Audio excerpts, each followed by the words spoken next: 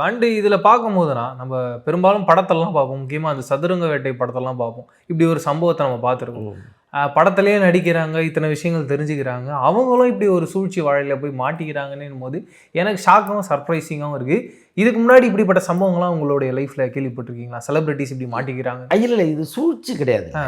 இது ஒரு பிரார்த்தனையின் ஒரு வகை. அவ்வளோதான். இது சூழ்ச்சி, திருட்டு அப்படின்னு நம்ம சொல்ல முடியாது. ஒருத்தர் இந்த கோயில்ல இருக்கிறவரு, நான் இதை எடுத்துட்டு வரேன் அப்படிங்கிறாரு. இப்போ சென்னையில் ரொம்ப பிரபலமான ஒரு கோயில் ஒன்று இருக்குது. நான் அந்த கோயில் பேரை சொல்ல. ஏன்னா அந்த கோயிலில் பணியாற்றுகிற ஒரு பூசாரி ஒரு பெரிய பாலியல் குற்றச்சாட்டுக்கெல்லாம் ஆளானார்.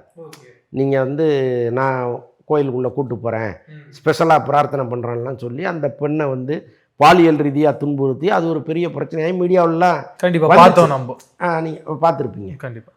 அவர் திரையுலகத்தில் பல பேரோட தொடர்பில் இருக்கார். அவர் என்னென்னா இப்போ இதே மாதிரி விக்கிரகத்திலேருந்து ஒரு எலுமிச்சம்பழத்தை கொடுத்து, இப்போ அந்த கையிலேருந்து நான் எடுத்துகிட்டு உங்கள் வீட்டில் வைக்கிறேன் அப்படிங்கிறது அவங்க சம்மந்தப்பட்டவங்களுக்கு பெரிய விஷயமா இருக்கும்.